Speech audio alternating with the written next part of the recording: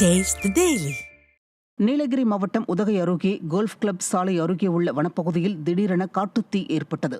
இந்த தீ விபத்தில் அரிய வகை தாவரங்கள் மற்றும் மரங்கள் எரிந்து நாசமானது. தீயணைப்புத் துறையினர் வனத்துறையினருடன் இணைந்து தீயை கட்டுப்படுத்தினர். இதுபோன்ற விபத்துகளை தடுக்க விடிய அரசும் வனத்துறையும் முன்னெச்சரிக்கை நடவடிக்கை மேற்கொள்ள வேண்டுமென பொதுமக்கள் வலியுறுத்தினர்.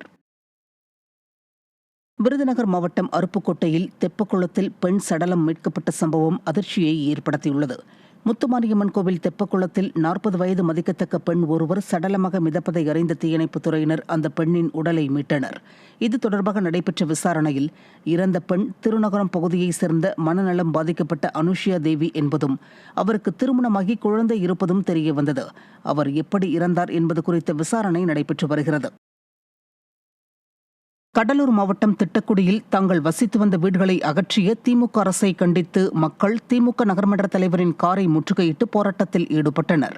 திட்டக்குடி பகுதியில் சுமார் 10க்கும் மேற்பட்ட குடும்பங்கள் வாழ்ந்து வந்த நிலையில் அந்த இடத்தை காலி செய்ய வேண்டுமென நகராட்சி நிர்வாகம் நோட்டீஸ் வழங்கி இருந்தது.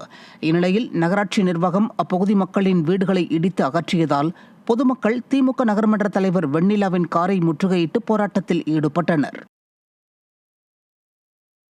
ராமநாதபுரம் மாவட்டம் அழகன்குளம் நாடார் வலசை பகுதியில் மதுக்கடையை மூடுவதாக அதிகாரிகள் கூறியதை மீறி மதுக்கடையை திறந்ததால் அப்பகுதி மக்கள் வட்டாட்சியர் அலுவலகத்தில் போராட்டத்தில் ஈடுபட்டனர்.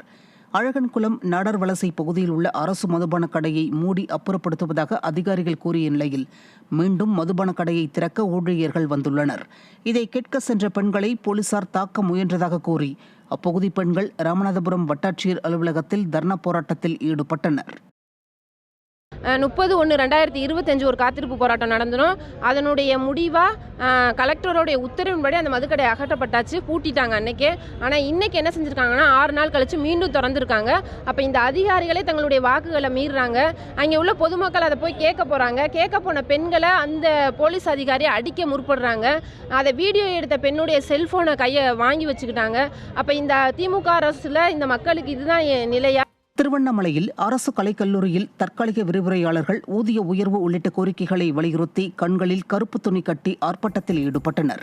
கிரிவலப்பாதையில் உள்ள கருணாநிதி அரசு கலைக்கல்லூரியில் தற்காலிக விரிவுரையாளர்கள் பணி பாதுகாப்பு வழங்க வேண்டும், UGC பரிந்துரையின்படி தற்காலிக விரிவுரையாளர்களுக்கு 57,000 ரூபாய் ஊதியம் வழங்க வேண்டும் என்பன உள்ளிட்ட பல்வேறு கோரிக்கைகளை வலியுறுத்தி கண்களில் கருப்பு துணி கட்டி ஆர்ப்பாட்டத்தில் ஈடுபட்டனர். அதேபோன்று தருமபுரி மாவட்டம் பாலக்கோடு அரசு கலை மற்றும் அறிவியல் கல்லூரியில் கௌரவ விரிவுரையாளர்கள் வகுப்பினை புறக்கணித்து தர்ணா போராட்டத்தில் ஈடுபட்டனர். சம்பள உயர்வு உள்ளிட்ட கோரிக்கைகளை திறனற்ற திமுக அரசு நிறைவேற்ற வலியுறுத்தி கண்ணீர் மல்க கோரிக்கை விடுத்தனர். ஊதிய உயர்வு தருவீங்க, பணி நிரந்தரம் தருவீங்கன்னு தெரியாம கண்ணுல ஏக்கத்தோடையும் தொண்டையில நீர் இறங்காம கெஞ்சி மடிப்பிச்சை கேட்டு நிற்கக்கூடிய அவல நிலை இந்த பட்டதாரிகளுக்கு தேவையான்னு யோசிக்கக்கூடிய அளவில் இருக்கு. இன்னைக்கு நான் போராடுறது எனக்காக மட்டும் இல்லை, என்னுடைய மாணவ செல்வங்களுக்காகவும். எங்களுக்கே இந்த நிலைமை அப்படின்னா எங்களுக்கு பின்னாடி படிச்சுட்டு வரக்கூடிய மாணவர்களுடைய நிலைமை என்னன்னு யோசிக்கிற அளவுக்கு இன்னைக்கு அரசாங்கம் செய்யுது. தமிழ்நாட்டில் பல்வேறு பகுதிகளில் கிராம உதவியாளர்களுக்கு வரையறுக்கப்பட்ட காலமுறை ஊதியம் வழங்கிட வேண்டும் என்பன உள்ளிட்ட கோரிக்கைகளை வலியுறுத்தி தமிழ்நாடு வருவாய் கிராம ஊழியர் சங்கத்தினர் காத்திருப்பு போராட்டத்தில் ஈடுபட்டனர். வேலூர் மாவட்டம் பேரணப்பட்டு வட்டாட்சியர் அலுவலகம் முன்பு போராட்டத்தில் ஈடுபட்ட கிராம உதவியாளர்கள் வரையறுக்கப்பட்ட காலமுறை ஊதியம் வழங்கிட வேண்டும், பணியின் போது கிராம உதவியாளர்கள் இறந்துவிட்டால் அவர்களின் வாரிசுகளுக்கு கருணை அடிப்படையில் பணி வழங்கிட வேண்டும் என்பன உள்ளிட்ட பல்வேறு கோரிக்கைகளை வலியுறுத்தினர். வேலூர் வட்டாட்சியர் அலுவலகத்தில் பழைய ஓய்வூதிய திட்டத்தை அமல்படுத்த வேண்டும் என்பன உள்ளிட்ட பல்வேறு கோரிக்கைகளை வலியுறுத்தி தமிழ்நாடு வருவாய் கிராம ஊழியர் சங்கத்தினர் காத்திருப்பு போராட்டத்தில் ஈடுபட்டனர். கோவை மாவட்டம் ஆச்சிப்பட்டி ஊராட்சியை பொள்ளாச்சி நகராட்சியுடன் இணைக்க எதிர்ப்பு தெரிவித்து அப்பகுதி மக்கள் ஆர்ப்பாட்டத்தில் ஈடுபட்டனர். ஆச்சிப்பட்டி ஊராட்சியை பொள்ளாச்சி நகராட்சியுடன் இணைப்பதாக அரசு அறிவித்திருந்தது.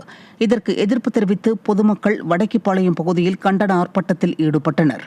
மேலும் ஊராட்சியை நகராட்சியுடன் இணைத்தால் சொத்து வரி உள்ளிட்ட வரிகள் உயர்ந்துவிடும் என்றும் 100 நாள் வேலை ரத்தாகும் என்றும் பொதுமக்கள் குற்றம் சாட்டியுள்ளனர்.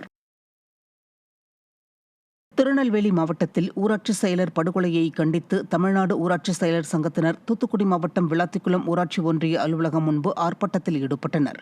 வேப்பிலாங்குளம் ஊராட்சி செயலாளராக பணிபுரிந்து வந்த சங்கர் என்பவர் பிப்ரவரி 3ஆம் தேதி மர்ம நபர்களால் வெட்டி கொலை செய்யப்பட்டார். இந்நிலையில் ஊராட்சி செயலர் படுகொலையை கண்டித்து விளாத்திக்குளம் ஊராட்சி ஒன்றிய அலுவலகம் முன்பு தமிழ்நாடு ஊராட்சி செயலர் சங்கத்தினர் கண்டன ஆர்ப்பாட்டத்தில் ஈடுபட்டனர்.